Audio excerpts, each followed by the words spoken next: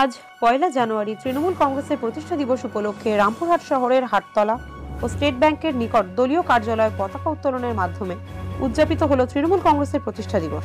উপস্থিত ছিলেন কৃষিমন্ত্রী আশিস বন্দ্যোপাধ্যায় ও রামপুরহাট শহর তৃণমূল কংগ্রেসের নেতৃত্ববৃন্দ।